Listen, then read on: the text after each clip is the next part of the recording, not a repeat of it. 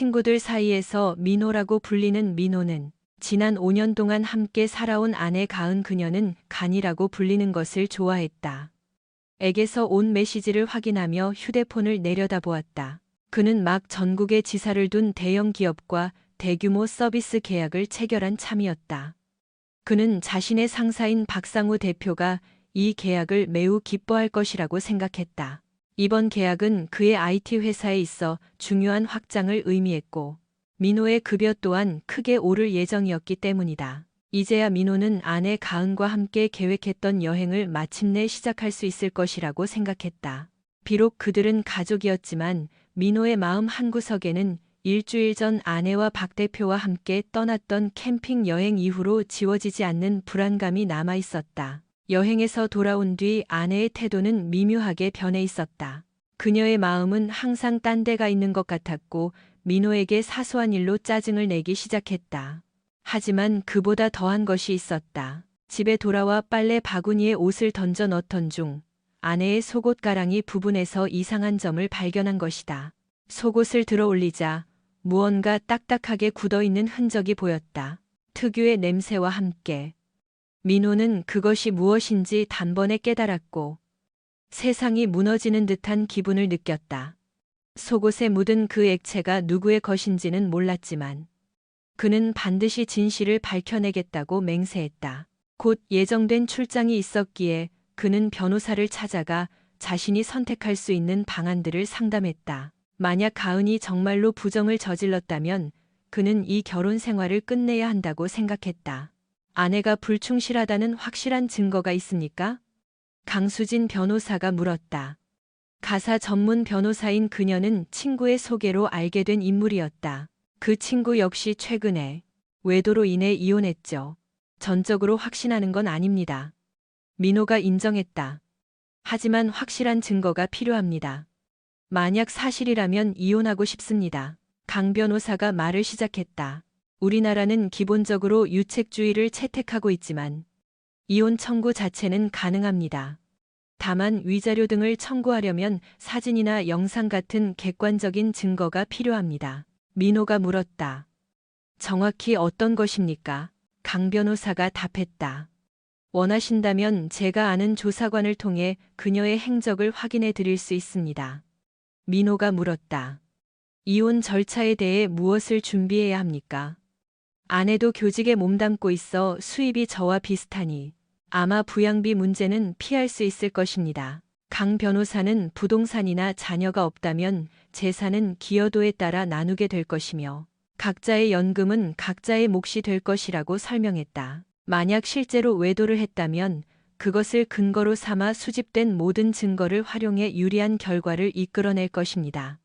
필요한 서류를 준비할 테니 증거가 모이면 진행합시다. 민호는 동의했다. 알겠습니다. 그렇게 하죠. 제가 3일간 출장을 가는데 아마 그때가 그녀가 움직일 시기일 겁니다. 강 변호사는 최준혁 조사관에게 도움을 요청했고 최 조사관은 민호에게 가은의 휴대폰에 위치 추적 앱을 설치할 것을 제안했다. 또한 그는 민호에게 집 전화 녹음 장치와 가은의 가방에 숨길 소형 녹음기를 건넸다. 민호는 이런 수단까지 동원하는 것이 괴로웠지만 진실을 알기 위해 어쩔 수 없다고 느꼈다. 다른 징후들도 있었다. 캠핑 여행 이후 박상우 대표는 평소보다 더 거만하고 민호를 경멸하는 듯한 태도를 보였다. 마치 어떤 비밀을 쥐고 있는 사람처럼 말이다. 그 주에 가은은 박 대표를 공항까지 배웅하며 입맞춤으로 작별 인사를 했다. 박 대표는 그날 저녁 식사 후에 전화를 하겠다고 약속했고 가은은 무심하게 대답하며 조심히 다녀오라고 배웅했다. 약속대로 민호는 가은에게 전화를 걸었다. 그런데 가은은 뜻밖에도 그날 밤 박 대표가 주최하는 파티에서 서빙 아르바이트를 하게 되었다고 말했다. 그녀의 말에 따르면 원래 일하기로 한 직원이 갑자기 아파서 박 대표가 도움을 요청했다는 것이었다.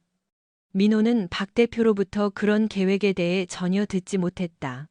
가은은 박 대표가 그날 밤 수고비로 20만 원을 주기로 약속했다며 곧 학기가 시작되기 전까지 수입이 없는 상태라 큰 도움이 될 것이라고 설명했다. 민호는 곧 학교가 개강한다는 것을 알고 있었기에 그녀에게 돈이 필요할 수 있다는 점은 이해했다. 하지만 불안한 마음은 가시지 않았다. 민호가 그녀의 결정에 대해 다시 묻자 그녀는 확신에 찬 목소리로 대답하며 전화를 끊기 전 사랑한다는 말과 함께 굿나잇 인사를 건넸다. 전화를 끊고 걱정이 밀려온 민호는 조사관에게 전화를 걸어 가은의 새로운 일정을 알렸다. 가은이가 박상우 대표 집에서 열리는 파티에 서빙하러 갔다는 사실을 알려드리려고요. 민호가 말했다. 최 조사관은 계속 상황을 업데이트하겠다고 확인해 주었고 민호는 감사를 표하며 통화를 마쳤다. 다음 날 민호는 가은의 휴대폰으로 전화를 걸었지만 응답이 없었다. 그는 또한 집 전화로도 전화를 걸어보았지만 자동 응답기로 넘어갈 뿐이었다. 설마 박 대표 집에서 자고 오는 건 아니겠지, 그는 생각했다. 그러나 그날 오후 최 조사관으로부터 이메일을 받은 순간 그의 희망은 산산조각났다. 가은 씨는 박 대표 집에서 하룻밤을 묵었고 아직 그곳에 있습니다. 이메일은 이어졌다. 그리고 어젯밤 꽤 분주했습니다. 사진 몇 장을 첨부하지만 수위가 상당히 높으니 마음 단단히 먹으시기 바랍니다.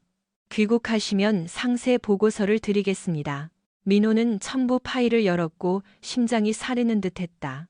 5년 동안 사랑하며 살아온 아내가 입에 담기 힘든 파렴치한 행위에 가담하고 있는 모습이었다. 한 장의 사진에는 박 대표가 연루되어 있었고 나머지 사진에는 민호가 친구라고 믿었던 동료들의 모습이 담겨 있었다. 또 다른 사진에서 그녀는 바닥에 쓰러지듯 누워 있었고 민호의 얼굴에는 눈물이 흘러내렸으며 손은 걷잡을 수 없이 떨렸다. 그는 눈앞의 광경을 믿을 수 없었다. 민호는 그녀에게 다시 전화를 시도했지만 여전히 음성 사서함으로 연결될 뿐이었다. 집 전화 역시 자동 응답기만 되풀이되었고 그는 어떤 메시지도 남기지 않았다. 그는 괴로운 마음을 달래려 호텔 바를 찾았다. 다음 날 아침 위치 추적기를 확인해 보니 가은의 휴대폰은 여전히 박 대표의 집에 머물러 있었다. 최 조사관은 추가 사진들이 담긴 이메일을 보내 이 사실을 확인시켜 주었다. 그 안에는 박 대표와 그의 아들 민수, 그리고 박 대표의 IT 회사 동료들이 연루된 충격적인 장면들이 있었다. 민호는 그들 모두를 믿어왔지만 이제는 아니었다. 그는 나머지 세 남자는 알아보지 못했는데 아마 민수의 친구들일 것이라고 짐작했다. 출장 업무를 마친 민호는 계약서를 챙겨 잃은 비행기를 타고 집으로 향했다. 집에 도착해보니 가은의 차가 보이지 않았다. 위치를 확인하니 그녀의 휴대폰은 여전히 박 대표의 집에 있었다. 그는 옷을 갈아입고 강 변호사의 사무실에 전화를 걸었다. 강 변호사의 비서는 그녀가 오늘 오후에 시간이 된다고 알려주었다. 민호는 가은의 휴대폰으로 전화를 걸었고 그녀는 숨을 헐떡이며 전화를 받았다. 어디냐고 묻자 그녀는 집에서 쉬고 있다고 대답했다. 뻔뻔한 거짓말에 충격을 받은 민호는 출장을 마치고 지금 집으로 가는 중이라고 말했다. 가은은 반가운 척하며 공항으로 마중 나가겠다고 제안했다. 하지만 민호는 그럴 필요 없다며 거절했고 일이 끝나는 대로 택시를 타고 가겠다고 말했다. 민호는 그녀가 자신의 싸늘한 말투를 눈치챘을지 의아해하며 고개를 젓고는 강 변호사를 만나기 위해 집을 나섰다. 가은은 민호가 전화를 끊은 뒤 휴대폰을 내려다보았다. 평소와 달리 사랑해라는 끝인사가 없었고 말투도 너무나 차가웠다. 그녀는 첫날 밤 이후에 떠날 생각이었지만 박 대표와 그의 아들 민수 사이에서 느끼는 자극은 거부하기 힘들었다. 그녀는 이것이 자신의 욕망을 위해 필요한 일이라며 스스로의 행동을 정당화했다. 학교가 개강하면 이 모든 일이 끝날 것이고 민호는 영원히 모를 것이라고 생각했다. 그래서 그녀는 다음날 낮과 밤도 박 대표와 다음날 박 대표가 잠시 일을 보러 나간 사이 민수가 그녀를 가만두지 않았고 심지어 친구들까지 불러 모임을 가졌다. 박 대표가 돌아왔을 때 그녀는 민수와 함께 침대에 누워 그 분위기를 즐기고 있었다. 박 대표는 민호를 더 자주 먼 곳으로 출장 보내겠다고 제안했다. 곧 개강이라 평일에는 시간이 안 돼요. 그녀가 설명했다. 민호가 집에 있을 때는 위험을 무릅쓸 수 없거든요. 왜 안 돼? 박 대표가 속삭였다. 기분 전환 삼아 내가 다른 남자들과 있는 모습을 민호가 보는 걸 즐길 수도 있잖아. 그들은 그 생각에 낄낄거리며 웃었다.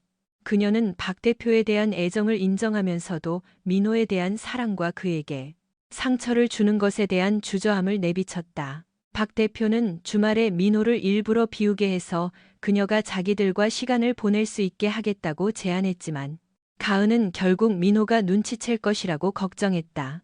하지만 그녀는 전혀 모르고 있었다. 걱정하지 마. 박 대표는 카메라를 집어들며 안심시켰다. 내가 민호에게 조건을 하나 걸 테니까. 그가 덧붙였다. 무슨 조건요? 그녀가 물었다. 넌 이제 더 이상 민호랑 같은 침대에서 자지 마. 박 대표가 선언했다. 이제 넌 우리 거야. 알겠어? 하지만 제가 어떻게 그렇게 해요? 그녀가 물었다. 방법을 생각해내면 되지. 박 대표가 대수롭지 않게 말했다. 두통 같은 핑계를 대란 말이야. 노력해 볼게요. 그녀는 동의했다. 자신들이 감시당하고 있다는 사실은 꿈에도 모른 채 길 건너편에 주차된 승합차 안에서 초소형 카메라가 자신들의 일거수일투족을 기록하고 있다는 사실을 전혀 모르는 채 민호는 최 조사관이 수집한 증거들을 보며 극심한 고통에 휩싸였다. 사진뿐만 아니라 영상에는 그녀가 여러 남자들과 벌이는 행각들이 고스란히 담겨 있었고 이는 그녀가 민호와 함께할 때보다 훨씬 더 대담한 모습이었다. 그녀의 행태를 곱씹을수록 그녀에 대한 사랑은 증오로 변해갔다. 강 변호사가 그를 위로하려 애썼지만 괴로움은 가시지 않았다. 5년 동안 어떻게 저렇게 갑자기 변할 수 있단 말인가? 자신이 무엇을 잘못했기에 이런 일을 겪어야 하는가? 그리고 친구라고 믿었던 박 대표는 이제 나의 본색을 드러냈으니 이혼 절차를 시작하죠. 강 변호사가 제안했다. 외도를 사유로 소송을 제기할 것입니다. 또한 박 대표와 당신의 동료들을 상대로 정신적 고통에 대한 손해배상을 청구할 수도 있습니다. 비록 이런 소송이 쉽지는 않겠지만 분명 유리한 합의를 끌어낼 수 있을 겁니다. 무엇이든 필요한 일은 다 해주세요. 민호가 대답했다. 다만 경거망동하지 마세요. 강 변호사가 경고했다. 당신을 감옥에서 빼내기 위해 보석금을 내고 싶지는 않으니까요. 그러지 않겠습니다. 민호가 안심시켰다. 서류는 언제쯤 준비됩니까? 며칠 안에 다 준비될 겁니다. 강 변호사가 말했다. 그동안은 평소처럼 상황을 유지하세요. 아내 앞에서는 연기를 잘 못할 것 같습니다. 민호가 고백했다.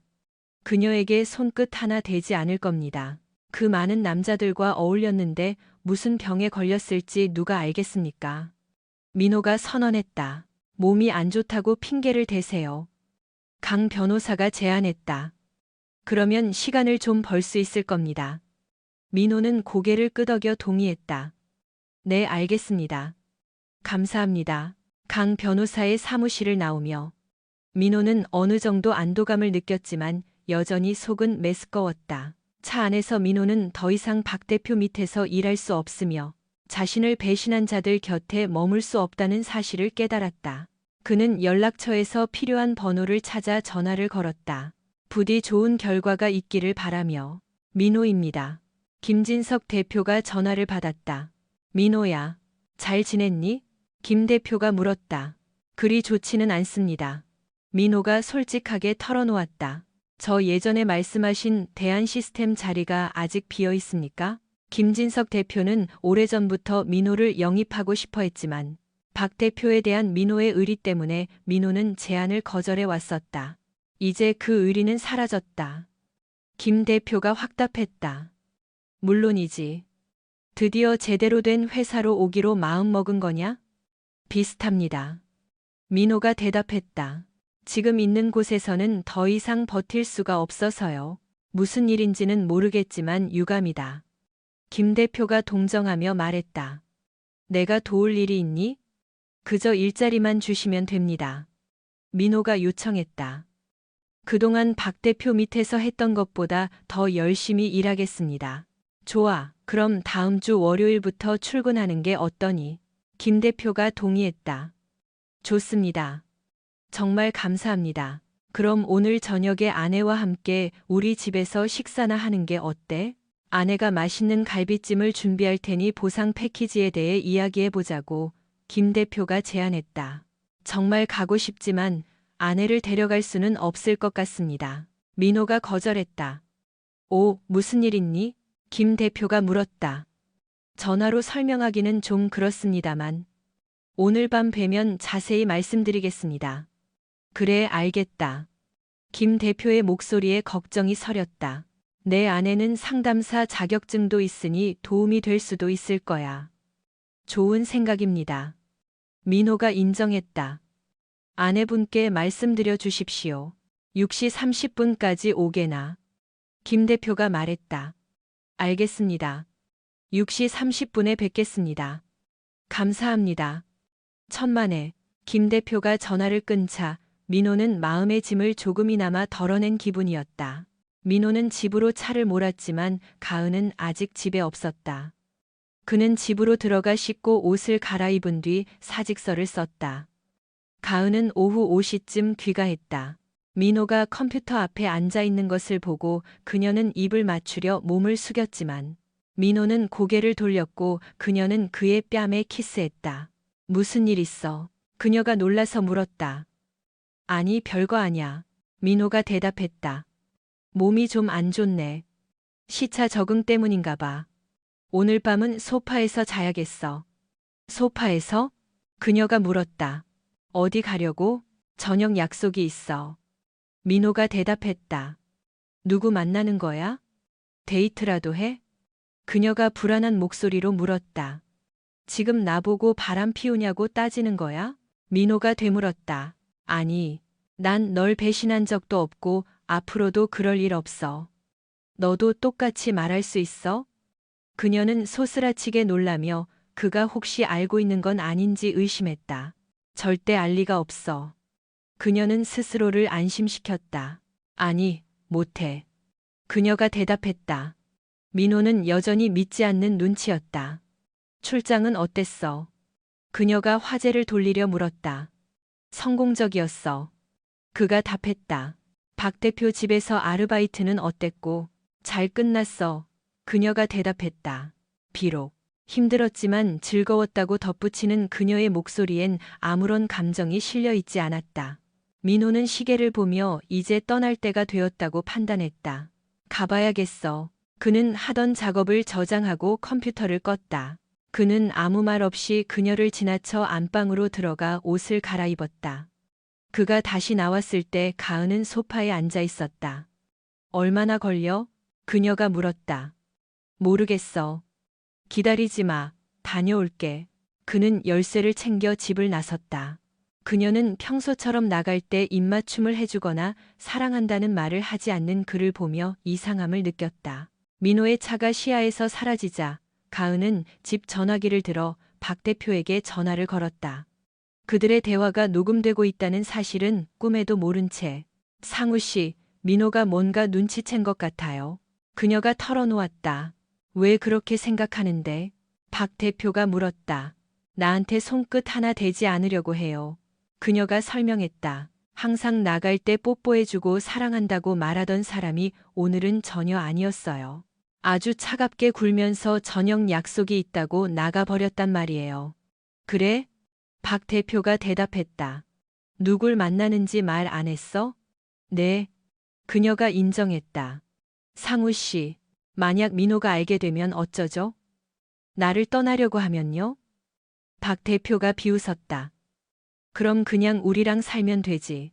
민호는 내가 일감을 산더미처럼 맡겨서 집에 들어올 틈도 없게 만들 테니까 걱정 마. 하지만 난 그를 잃고 싶지 않아요.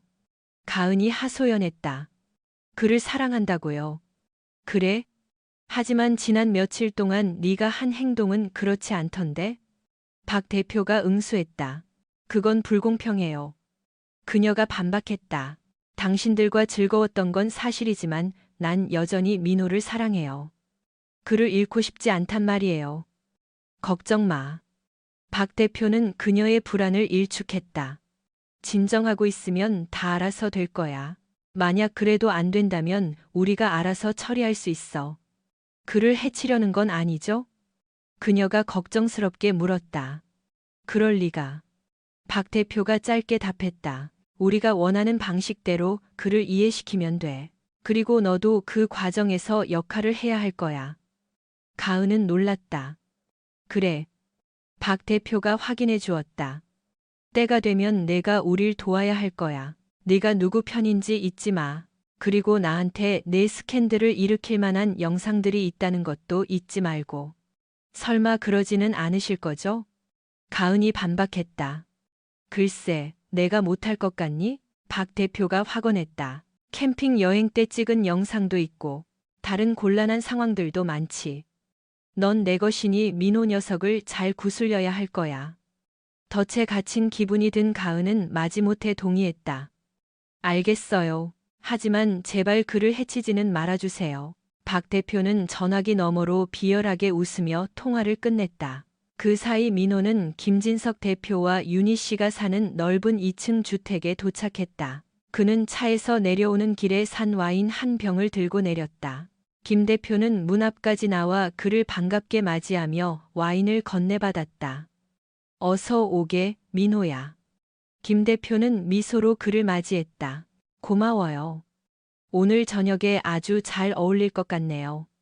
김 대표가 안으로 들어가자 민호는 식당에서 갈비찜을 차려놓고 기다리던 윤희 씨를 소개받았다.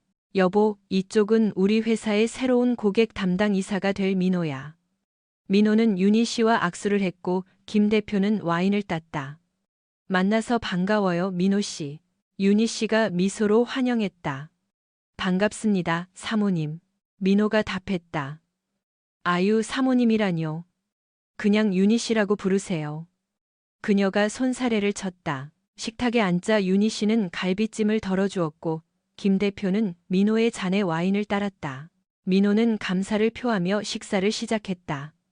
정말 제가 먹어본 갈비찜 중에 최고입니다. 그가 칭찬했다. 맛있게 드셔주시니 기쁘네요. 제 주특기 중 하나거든요. 윤희 씨가 답했다. 그나저나 민호야.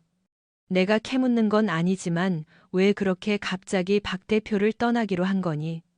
김 대표가 물었다. 무슨 일이라도 있었던 거야? 민호는 고개를 끄덕이며 설명하기 시작했다. 네, 일이 좀 있었습니다. 그가 인정했다. 말해보렴, 민호야.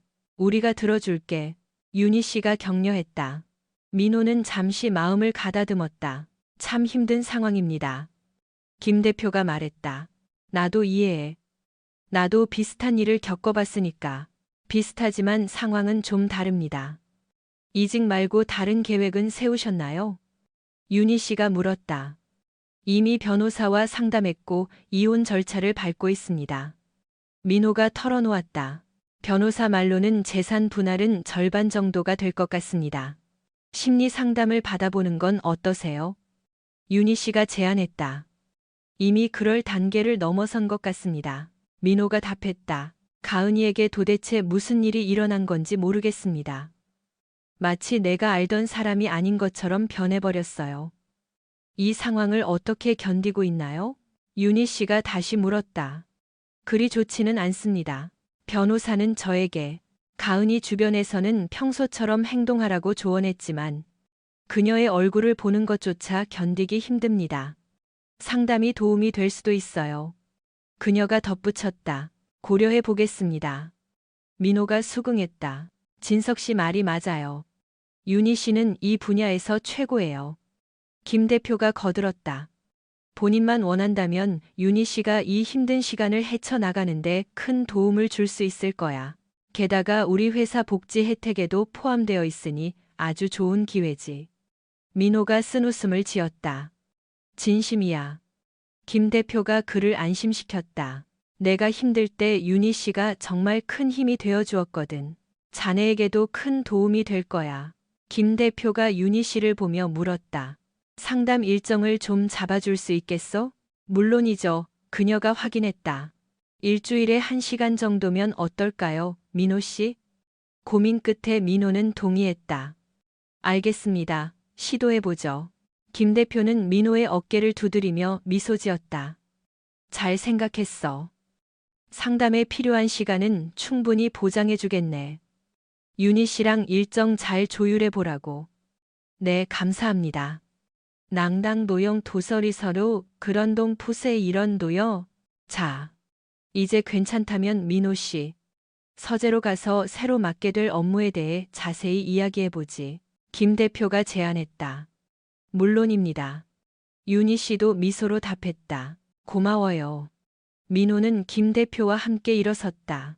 그들은 김 대표의 서재로 향했고, 김 대표는 각자의 잔에 브랜디를 조금씩 따랐다. 이후 2시간 동안 그들은 민호의 새로운 역할에 대해 심도 있게 논의했다. 대화가 끝날 무렵, 민호는 김 대표와 악수를 나누며 마치 자신의 삶에 대한 통제권을 다시 되찾은 듯한 강한 힘을 느꼈다. 민호는 집으로 돌아갔다. 밤 10시경 차를 몰고 마당으로 들어서자 여전히 불이 켜져 있는 것이 보였다. 그는 가은이 혼자 있기를 바랐다. 집 안으로 들어가니 가은이 소파에 앉아 있었다. 약속은 잘 끝났어? 그녀가 물었다. 응, 잘 끝났어. 고마워. 그가 답했다. 그럼 이제 실례 좀 하지. 자야겠어. 잘 자. 그는 자신의 컴퓨터가 있는 작은 방으로 들어가 옷을 벗기 시작했다. 여기서 자려고? 가은이 문가에서 물었다. 응. 민호가 확인해 주었다. 몸이 계속 안 좋네. 소파보다는 여기가 편할 것 같아. 괜찮지? 뭐, 알았어. 그녀가 대답했다. 다만, 당신 3일 동안이나 집 비웠잖아. 난 우리가 같이 시간을 보낼 수 있을 줄 알았는데. 미안하지만 오늘 밤은 그럴 기분이 아니야. 민호가 잘라 말했다. 사실 그녀와 신체적으로 가까워진다는 생각만으로도 그는 소름이 끼쳤다. 알았어. 그녀가 나직하게 속삭였다. 내일은 괜찮겠지. 모르겠어. 상황 봐서. 민호가 답했다. 그녀는 고개를 끄덕이며 돌아섰다. 그가 혹시 자신의 최근 행적을 알고 있는 건지 불안해하며 다음 날 민호는 가은이 일어나기 전 사직서를 마무리하고 커피를 내렸다. 주방 카운터 위에 놓인 가은의 가방을 보고 그는 몰래 녹음기를 회수했다. 이후 녹음기에서 전날의 통화 내용을 확인했다. 그는 가은에게 작별 인사나 사랑한다는 말 한마디 없이 집을 나섰다. 그가 떠나는 소리를 들으며 가은은 침대에 누워 뺨을 타고 흐르는 눈물을 닦아냈다. 사무실에 도착한 민호는 침묵을 지켰다. 비서와 짧게 인사를 나눈 뒤 그는 자신의 사무실로 들어가 문을 잠그고 짐을 챙기기 시작했다. 그때 박상우 대표가 들어왔다. 이게 다 뭐야? 박 대표가 물었다. 민호는 가방에서 봉투 2개를 꺼냈다. 하나에는 글로벌 계약서입니다. 그가 설명했다. 그리고 다른 하나는 오늘부로 제출하는 제 사직서입니다. 이번 계약 성공에 따른 인센티브와 남은 연차 수당을 포함한 최종 급여 정산을 요청합니다. 박 대표가 소리쳤다. 사표라니? 갑자기 왜 떠나려는 거야?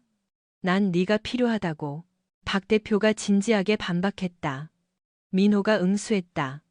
정말 이유를 모르십니까? 제가 그렇게 바보로 보이세요? 솔직히 말씀드리면 저도 확신이 서지 않았습니다. 하지만 이제 모든 사실을 알게 되었고 저는 사퇴할 수밖에 없습니다. 이미 다른 회사로 옮기기로 했습니다. 곧 인사과를 거쳐 바로 나갈 겁니다. 잠깐만. 박 대표가 말했다. 우리 대화로 풀 수 없겠나? 박 대표가 애원했다. 민호는 고개를 저었다. 더 이상 할 말 없습니다, 대표님. 민호가 단호하게 말했다. 다 끝났습니다. 전 당신을 친구라고 믿었지만 당신은 저를 배신하고 제 가정을 파괴했습니다. 다른 먹잇감이나 찾아보시죠. 결국 그 일 때문이군. 박 대표가 캐물었다. 이왕 알게 된 거 말해주지. 내 아내는 자발적으로 나를 받아들였어. 박 대표가 본색을 드러냈다. 이 일로 내 경력을 망칠 필요는 없잖아. 그냥 순리대로 살라고. 가은이가 자기 욕망을 다 채우고 나면 다시 너에게 돌아갈 테니까. 정말 구역질 나는 인간이군요. 민호가 비난했다. 저보고 그걸 받아들이라고요? 도대체 언제부터 그런 짓을 한 겁니까? 처음 시작은 캠핑 여행 때였지. 박 대표가 고백했다. 네가 보트 타러 나갔을 때 가은이가 텐트에 있었잖아. 내가 지나가다 가은이를 봤는데 옷을 거의 안 입고 쉬고 있더라고. 처음엔 나도 당황했지만 대화를 나누다 보니 자연스럽게 그렇게 됐지. 가은이가 먼저 원했다고. 당신이 갑자기 나를 사무실 일 처리하라고 보냈던 거 기억나십니까? 아내랑 단둘이 있으려고 나를 따돌린 거였죠. 민호가 깨달았다. 그래, 그래서 뭐. 박 대표가 어깨를 으쓱했다. 하지만 민호 넌 멈추지 않았지. 파티 서빙 아르바이트로 그녀를 부른 것도 다 계획된 거였어. 그녀와 자려는 수작이었죠. 안 그렇습니까? 그래서 뭐? 박 대표가 되풀이했다. 민호는 박 대표가 들어왔을 때 몰래 켜두었던 녹음기를 껐다. 자백해 주셔서 감사합니다. 민호가 말했다. 이제 짐 정리가 끝났으니 전 인사과로 가서 바로 퇴사하겠습니다. 잠깐. 박 대표가 반박했다. 그 녹음 파일은 못 써. 글쎄요. 민호가 말했다. 전 갑니다. 잘 먹고 잘 사세요. 박 대표님. 지옥에나 떨어지시길. 잠깐. 이거 잊었잖아. 박 대표가 민호의 책상 위에 있던 가은의 사진을 들어보였다. 안 잊었습니다. 민호가 답했다. 당신이랑 당신 아들이 그렇게 좋아한다면 당신들이나 가지세요. 난 필요 없으니까. 그녀는 이제 당신 겁니다. 둘 다 내 인생에서 지워버릴 테니 잘해보세요. 안녕히. 말을 마친 민호는 사무실을 나갔고 박 대표는 멍하니 남겨졌다. 민호가 가은이와 나, 그리고 민수 사이에 무슨 일이 있었는지 어떻게 다 알았지? 박 대표는 생각에 잠겼다. 그게 무슨 소리예요? 사표를 냈다니요. 가은이 다급하게 물었다. 박 대표가 전화를 걸어 민호가 계약서와 사직서를 던지고 나갔다는 사실을 알렸기 때문이다. 민호가 다 알고 있어, 가은아. 어떻게 알았는지는 모르겠지만 다 알고 있다고. 그에게 뭐라고 하셨는데요? 그녀가 물었다. 사실대로 말했지. 박 대표가 시인했다. 캠핑 여행 때 있었던 첫 번째 일부터 다 말해버렸어. 이 바보야. 그녀가 소리쳤고 박 대표는 몰아붙였다. 그래서 나도. 박 대표는 모든 사실을 인정했고 심지어 그녀의 사진을 책상에 두고 왔다고 말했다. 세상에. 그녀는 한숨을 내쉬었고 눈물이 얼굴을 타고 흘러내렸다. 이제 어쩌죠? 그녀가 물었다. 내 알파 아니지. 박 대표가 어깨를 으쓱했다. 내 남편이랑 알아서 해결해. 아니면 내가 가서 직접 단판이라도 지어줄까? 아니요, 그녀가 거절했다. 당신은 이미 충분히 망쳐놨어요. 고마우니 이제 제발 상관 마세요. 알아서 하든가 말든가. 박 대표가 무심하게 답했다. 그리고는 전화를 끊어버렸다. 가은은 눈물을 흘리며 휴대폰을 바라보았다. 이혼은 두려웠지만 자신의 외도에 대한 민호의 입장이 확고하다는 것을 그녀도 잘 알고 있었다. 결혼 생활을 지키겠다는 결심도 잠시. 그녀는 소파에 무너져 내려 얼굴을 파묻고 자신의 행동을 후회하며 오열했다. 몇 분 뒤 민호가 집에 돌아왔다. 마당에는 가은의 차가 서 있었다. 그는 박 대표의 차가 있는지 살폈지만 보이지 않았다. 짐 상자와 서류 가방을 들고 집으로 들어온 그는 소파에 앉아 있는 가은을 보았지만 아무 말도 하지 않았다. 그는 서재로 들어가 문을 잠그고 녹음 내용을 확인했다. 가은과 박 대표의 통화 내용을 찾아낸 그는 즉시 변호사에게 전달했다. 민호 씨, 그가 전화를 걸자 변호사가 받았다. 방금 보내주신 이메일 확인했습니다. 저는 서류 작업 다 끝냈습니다. 아주 잘하셨어요. 민호가 답했다. 언제쯤 전달될까요? 원하신다면 오늘 오후 늦게라도 사람을 보내겠습니다. 변호사가 제안했다. 네, 그렇게 해주세요. 감사합니다. 통화를 마친 민호는 금고에서 합법적으로 허가받은 45구경 가스 권총을 꺼냈다. 해치려는 의도보다는 만약의 사태를 대비한 호신용이었다. 그는 그것을 식탁 위에 올려두었다. 우리 얘기 좀 해. 그가 말하며 권총을 손이 닿기 쉬운 곳에 두었다. 꼭 그래야만 해? 그녀가 총을 가리키며 물었다. 그러지 않기를 바라지. 그가 답했다. 단지 네 애인이 갑자기 나타날 경우를 대비한 거야. 내 애인이라니? 그녀가 물었다. 시침이 떼지 마. 그가 엄하게 답했다. 앉아 할 얘기가 있어. 그녀는 남편의 의중을 몰라 두려워하며 지시에 따랐다. 먼저 민호가 시작했다. 오늘이 지나기 전에 이혼 서류를 받게 될 거야. 가은이 비명을 질렀다. 왜? 난 이혼하기 싫어. 널 사랑한단 말이야. 민호가 반박했다. 너랑 박 대표, 그리고 그의 아들 민수, 그리고 네가 최근에 만난 다른 남자들에 대해 다 알고 있어. 그래서 외도를 사유로 이혼 소송을 냈어. 외도라니. 그녀가 항변했다. 증거도 없으면서. 민호는 비죽 웃으며 봉투 하나를 꺼냈다. 봉투 안에는 그녀가 박 대표를 포함한 여러 남자들과 함께 있는 모습이 찍힌 사진들이 들어 있었다.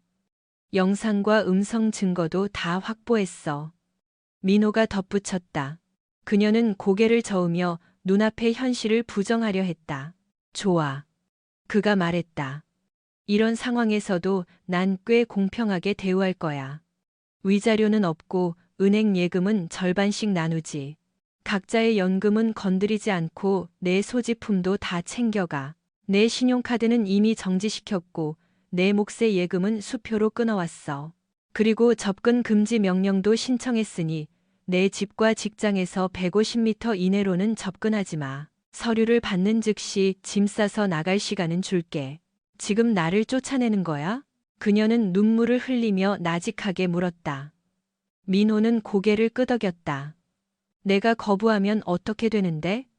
그녀가 대담하게 물었다. 민호는 코웃음을 쳤다. 현명하지 못한 생각이야. 그가 경고했다. 이 사진들이 공개됐을 때 네가 감당해야 할 뒷감당을 생각해봐. 네 직장은 어떻게 될 것 같니? 넌 절대 못할 거야. 그녀가 반박했다. 내기할까? 민호가 도전적으로 물었다. 가은은 망설이다 결국 패배를 인정했다. 알았어. 그녀가 굴복했다. 직장을 잃을 수는 없으니까. 현명하네. 민호가 말했다. 그리고 두 가지만 더. 뭔데? 그녀가 낙담한 표정으로 물었다. 반지 돌려주고 내 성싱도 빼. 그가 요구했다. 정말 냉정해졌구나. 그녀가 비난하며 반지를 뺐다. 네가 준 거잖아. 민호가 응수했다. 난 딱 한 가지만 알고 싶어. 사랑스럽고 충실했던 아내가 왜 이렇게 변해버린 거지? 그녀는 시선을 아래로 떨구며 입을 뗐다. 캠핑 여행 둘째 날이었어. 그녀가 회상했다. 넌 낚시하러 보트 타고 나갔고 난 텐트에 있었지. 박 대표가 지나가다 나를 봤어. 난 옷을 벗고 쉬고 있었는데 그가 텐트로 들어온 거야. 처음엔 그도 당황한 것 같았지만 우린 대화를 시작했고 그러다 그가 자기 물건을 보여줬어. 그리고는 그게 전부야. 결국 나보다 그게 더 큰 남자가 바지를 내리니까 네가 올라탔다는 거네.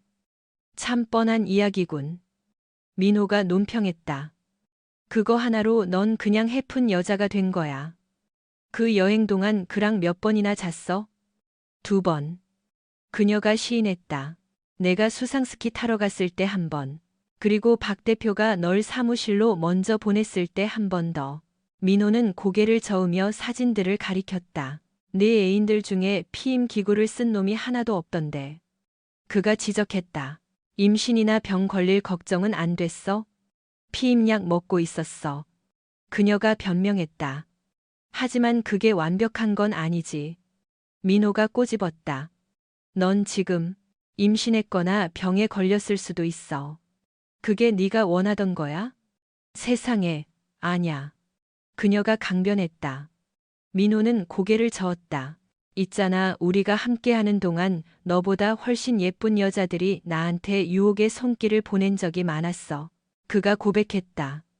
난 다 거절했어. 집에 사랑스럽고 충실한 아내가 있다고 믿었으니까. 난 널 절대 배신하지 않았어. 하지만 넌 결과조차 생각하지 않았지. 내 감정 따위는 안중에도 없었어. 오직 내 쾌락만 중요했겠지.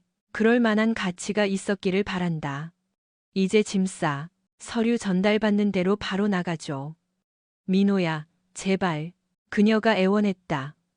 우리 상담 치료 받으면 안 될까? 제발 다신 안 그럴게. 약속해. 이번 한 번만 용서해주면 안 돼?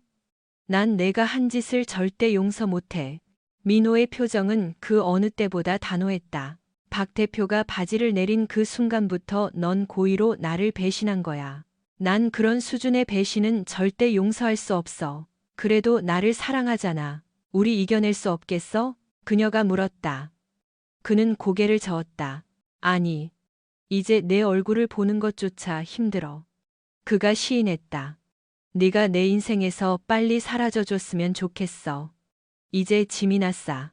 다 버릴 거야. 그녀는 흐느끼며 일어나 안방으로 들어가 짐을 챙기기 시작했다. 민호는 가은이 짐이 가득 담긴 가방들을 들고 나오는 것을 지켜보았다. 그녀는 한 번 멈춰 서서 그를 바라보며 물었다. 이것들 차까지 옮기는 것만이라도 좀 도와주면 안 돼? 아니. 민호가 거절했다. 내가 알아서 해. 그리고 여기 남겨진 건 다 버리거나 기부할 테니 알아서 하고. 그녀는 짐을 차로 옮기고 다시 들어와 남은 짐을 챙겼다. 너무 힘들어서 더는 못 넣겠어. 그녀가 인정했다. 나중에 다시 와서 가져가도 돼? 안 돼. 민호가 못 박았다. 다시는 여기 발 못 들여놓을 줄 알아. 부모님께 와서 가져가라고 해. 짐을 며칠 동안은 안 버리고 둘 테니 부모님께 말씀드려. 고마워, 민호야.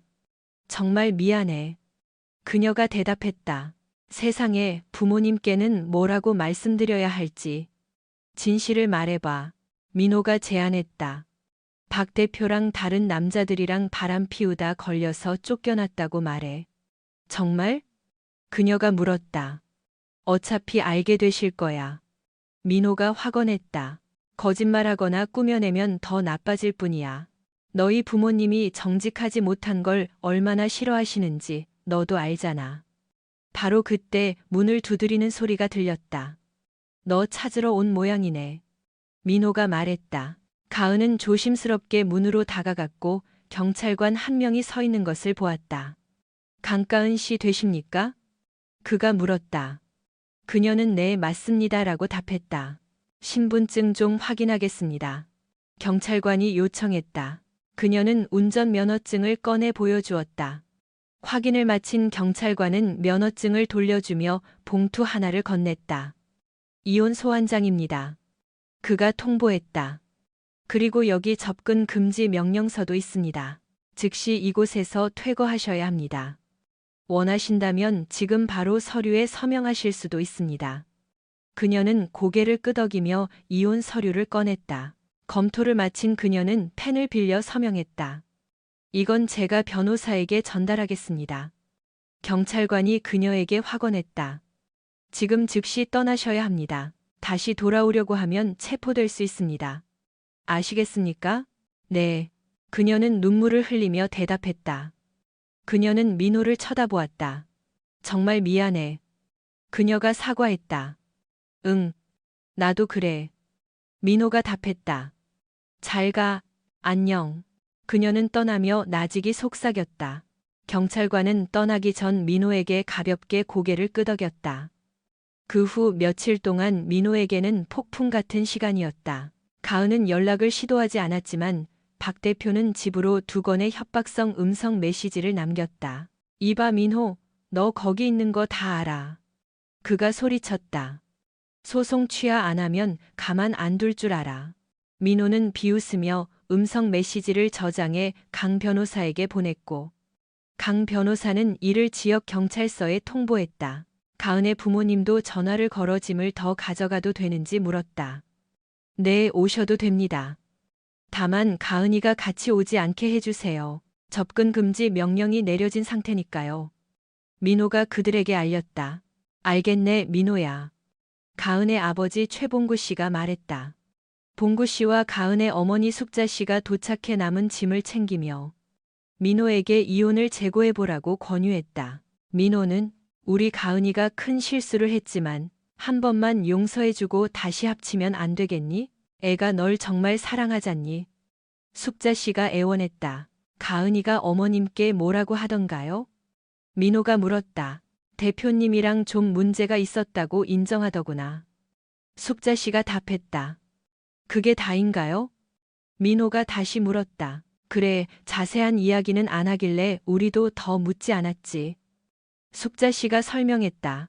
민호는 사진과 SD카드가 든 봉투를 꺼내 장인 장모에게 보여주었다. 그들은 눈앞의 광경에 경악했다. 세상에 이 정도로 심각할 줄은 몰랐네. 미안하네 민호야. 자네를 탓할 수가 없구먼. 숙자 씨가 말했다. 봉구 씨의 얼굴에는 분노가 가득했다.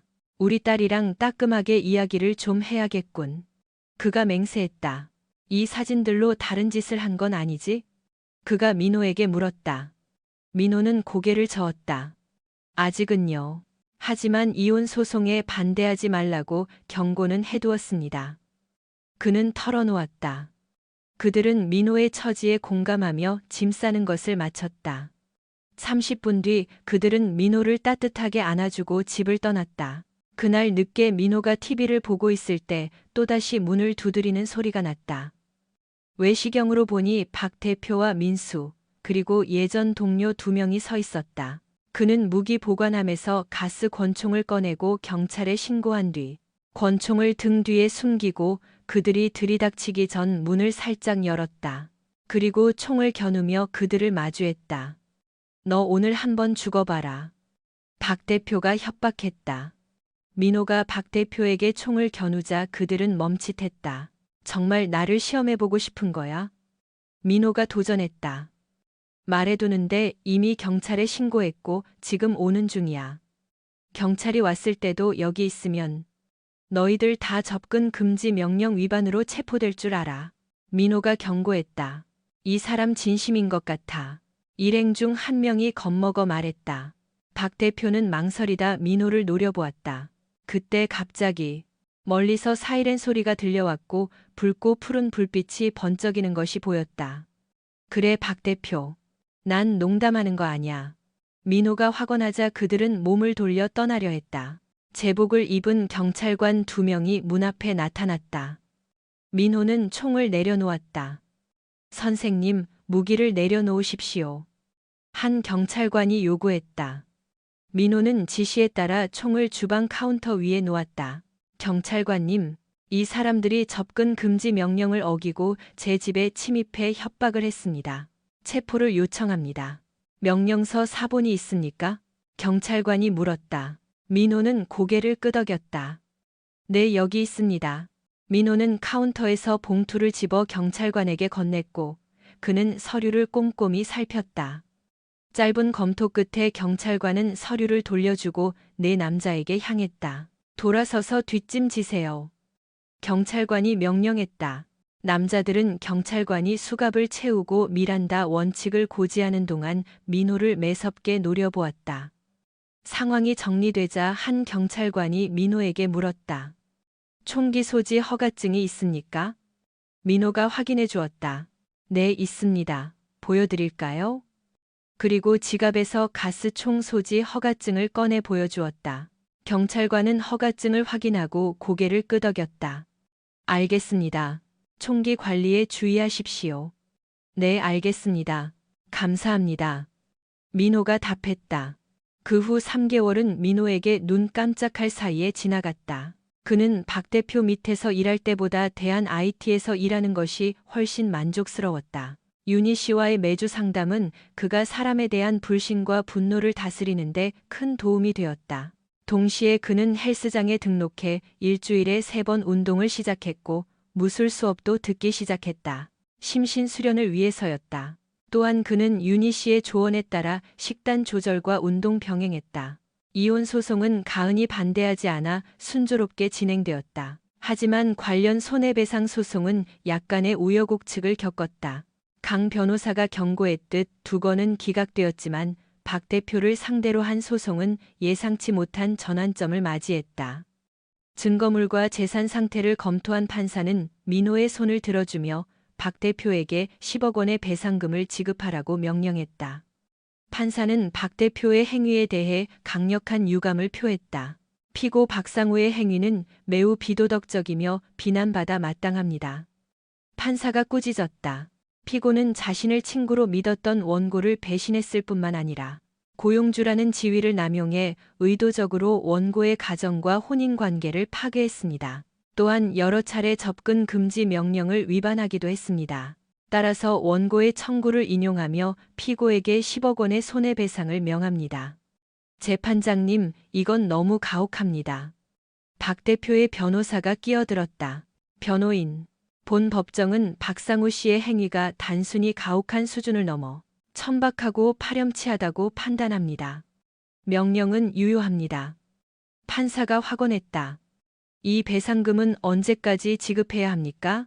상대 측 변호사가 묻자 판사는 즉시 지급할 것을 명령했다. 만약 이행하지 않는다면 법정 모독죄로 감금될 수 있음을 명심하십시오. 네, 알겠습니다. 따르겠습니다. 판결은 법봉 소리와 함께 마무리되었고 재판은 끝났다. 박 대표는 수표를 끊어 자신의 변호사에게 전달했고 판사의 확인을 거쳐 강 변호사에게 건네줬다. 강 변호사는 그 수표를 민호에게 전달했고 민호는 은행에서 무사히 입금 처리가 된 것을 확인하고 놀라움을 금치 못했다. 그는 배상금 중 일부를 강 변호사에게 수임료로 지불했다. 민호가 대한 IT에서 일하는 동안 박 대표의 기존 고객들 중 몇몇이 민호에게 연락해왔다. 소송 소문이 퍼지면서 남의 가정을 파괴하는 부도덕한 대표와는 일하기 꺼려진다는 이유였다. 그들은 그런 행위가 신뢰의 결핍이라고 보았다. 민호는 지금 같은 추세라면 박 대표가 1년 안에 파산할 것이라고 짐작했다.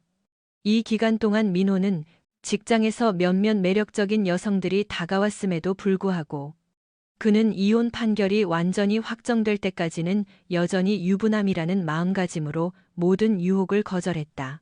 최종 판결문을 받은 날에야 그는 동료들과 함께 조촐한 축하 파티를 열었다. 이혼이 완전히 마무리된 지 몇 달 뒤 가은의 어머니 숙자 씨가 민호에게 전화를 걸었다. 민호야, 나 숙자다. 잠시 통화 좀 할 수 있겠니? 그녀가 물었다. 네, 어머님. 말씀하세요. 민호가 답했다. 무슨 일인가요? 가은이 때문에. 그녀가 털어놓았다. 가은이가 HIV/에이즈 바이러스에 감염됐단다. 그 소식을 듣고 민호는 유감을 표했다. 안타까운 소식이네요, 어머님. 민호가 동정하며 말했다. 하지만 전 솔직히 그리 놀랍지 않습니다. 그리고 우린 이미 남남이라 제가 해줄 수 있는 게 없네요. 제 보험 혜택도 받을 수 없고 저와는 상관없는 일이니까요. 안다, 민호야. 숙자 씨가 인정했다. 그저 가은이랑 잠시라도 이야기를 좀 나눠줬으면 해서 말이다. 알겠습니다. 도움이 될지는 모르겠지만 가보죠. 그가 양보했다. 정말 고맙다, 민호야. 숙자 씨가 감사를 표했다. 민호는 장인 어른 댁으로 차를 몰았고 너무나 초췌해진 가은의 모습에 깜짝 놀랐다. 그녀가 다가오려 했지만 그는 가만히 앉아있으라고 손짓했다. 그녀는 무거운 마음으로 소파에 앉아 민호를 맞이했다. 건강해 보이네, 민호야. 그녀가 말했다. 내가 기억하던 것보다 훨씬 좋아 보여. 너는 어때? 난 아주 잘 지내, 가은아. 그가 답했다. 새 직장도 잡았고 새로운 친구들도 생겼고 삶을 바라보는 눈이 달라졌어. 나는 전혀 안 그래. 그녀가 고백했다. 내 병에 대해서는 들었겠지. 어머님께 들었어. 그가 확인했다. 안타깝지만 솔직히 예상했던 일이야. 언제 감염된 건지 아니? 그가 물었다. 아마 박 대표랑 만날 때였던 것 같아. 그날 여러 사람이랑 아무런 보호 장치 없이 관계를 가졌거든. 그녀가 시인했다. 민호가 물었다. 박 대표도 알고 있어? 그녀는 고개를 저었다. 아직. 하지만 그 사람도 검사받아야 하니까 말해줘야겠지. 그 사람 성격에 순순히 받아들일 것 같진 않은데. 아마 그렇겠지. 민호도 동의했다. 민호야, 마지막으로 사과하고 싶어서 부른 거야. 내가 너한테 한 짓들 제발 용서해주면 안 될까? 이제야 내 행동이 얼마나 끔찍한 결과를 초래했는지 깨달았어. 난 언제든 거절할 수 있었는데 그러지 않았어. 난 너무 멍청하고 이기적이었어. 욕망에 눈이 멀어 이성을 잃었었고 지금 그 대가를 치르고 있는 거야. 넌 내가 꿈꿀 수 있는 최고의 남편이자 연인이었는데 난 그 소중한 걸 하찮은 즐거움 때문에 다 날려버렸어. 네가 날 경멸하는 거 알아. 그럴 권리도 충분히 있고 하지만 내 용서를 받지 못하고 이 세상을 떠나고 싶진 않아. 민호는 그녀의 말을 가만히 되새겼다. 그녀가 자신의 행동에 책임을 지고 타인에게 준 상처를 인정한 것은 이번이 처음이었다. 비록 마음속 깊은 곳에 앙금이 남아 있었지만 말이다. 그는 윤희 씨와의 상담 내용을 떠올렸다. 증오를 품고 사는 것은 결국 자신에게 독이 될 뿐이었다. 그는 고개를 끄덕이며 답했다. 알았어, 가은아. 널 용서할게. 그녀는 소파에 주저앉아 엉엉 울기 시작했다. 민호는 그녀를 안아주려다 그녀가 손을 젓자 멈췄다. 정말 고마워, 민호야. 그녀가 눈물을 흘리며 말했다. 생각지도 못한 큰 위로가 됐어. 부탁인데 나중에 꼭 좋은 여자 만나서 사랑하고 믿으며 결혼해서 아이도 낳고 살아. 난 이제 끝났지만 넌 아직 인생이 많이 남았잖아. 넌 행복해질 자격이 있어. 고마워. 민호가 답했다. 그럴게. 그리고 혹시라도 할 말이 있으면 언제든 연락해. 그녀는 눈물을 닦으며 고개를 끄덕였다. 그럴게, 민호야. 그녀가 그를 안심시켰다. 와줘서 정말 고마워. 지난 몇 달 동안 내가 정말 그리웠어. 내가 결혼했던 그 남자가 그리웠다고. 민호는 차분하게 말했다. 그나저나 박 대표랑 민수랑은 어떻게 됐어? 그녀는 고개를 저었다. 안 좋아. 그녀가 시인했다. 상우 씨가 요즘 부쩍 폭력적으로 변했어. 법원에서 너한테 진 걸 받아들이지 못하고 있거든. 그 사람 사업도 요즘 엉망이라는 거 알고 있지? 민호는 박 대표가 그녀를 신체적으로 해친 적이 있는지 물었다. 아직은 아니지만 화가 나면 물불 안 가리는 성격이라 불안해. 그녀가 답했다. 박 대표한테 내 병에 대해 말할 때 내가 같이 가줄까? 민호가 제안했다. 아니야. 물어봐줘서 고맙지만 그건 내 책임이고 내가 직접 해결해야 할 일이야. 있잖아. 캠핑 여행 첫날에 내가 그를 가라고만 했어도 우리 아직 함께였을 텐데. 그럴 수도 있었겠지. 민호가 인정했다. 하지만 내 생각엔 언젠가는 일어날 일이었던 것 같아. 그 사람이 아주 오랫동안 널 노려왔던 것 같거든. 내 말이 맞아. 그녀도 동의했다. 있잖아, 나 정말 피곤해서 좀 쉬어야 할 것 같아. 여기까지 와줘서 정말 고마워. 너한테 이 말을 듣는 게 나한테 얼마나 큰 의미인지 넌 모를 거야. 천만에, 가은아. 그가 말했다. 이야기 상대가 필요하면 언제든 전화해. 그녀는 힘없이 고개를 끄덕였다. 그럴게. 안녕. 그녀가 덧붙였다. 가끔 내 생각도 해줘. 민호는 그녀의 말에서 어떤 비장함을 느꼈고 혹시 극단적인 선택을 하려는 건 아닌지 걱정되었다. 그럴게. 그가 안심시켰다. 바보 같은 생각은 하지 말고. 그녀는 억지 미소를 지어 보였다. 안 해, 걱정 마. 그가 일어나 문으로 향하자 숙자 씨가 다가왔다. 고맙다, 민호야. 그녀가 민호를 안아주었다. 이게 가은이한테나 나한테나 얼마나 큰 힘이 됐는지 모른다. 별 말씀을요, 어머님. 가은이 잘 지켜봐 주세요. 그래, 그럴게. 숙자 씨가 약속했다.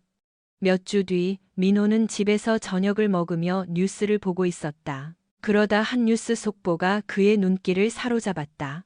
지역 기업인과 그의 아들, 그리고 그 남자의 내연녀로 추정되는 여성의 시신이 오늘 새벽 발견되었다는 내용이었다. 경찰은 동반 자살 후 살인 사건으로 추정하고 있었다. 기자는 상호 컨설팅의 박상우 대표와 그의 아들, 그리고 신원을 알 수 없는 여성이 총에 맞아 숨진 채 발견되었다고 보도했다. 경찰은 사건을 수사 중이며 자세한 정보가 나오는 대로 알리겠다고 했다. 초기 충격이 가신 뒤 민호는 숙자 씨에게 전화를 걸었고 그녀는 울면서 전화를 받았다. 어머님, 도대체 무슨 일이에요? 그가 물었다. 가은이가 죽었단다. 그녀가 대답했다. 박 대표가 가은이를 쏘고 자기 아들까지 쏘고 자살한 것 같아. 세상에. 민호가 탄식했다. TV 뉴스를 보면서 설마 그녀가 아니길 바랐지만 숙자 씨는 그것이 가은이었음을 확인해 주었다. 경찰은 왜 이런 일이 일어났는지 알고 있나요? 민호가 묻자 그녀는 설명했다. 정확히는 모르겠지만 가은이가 박 대표에게 HIV 감염 사실을 말했고 그가 이성을 잃은 것 같다고 했다. 부검이 진행 중이었다.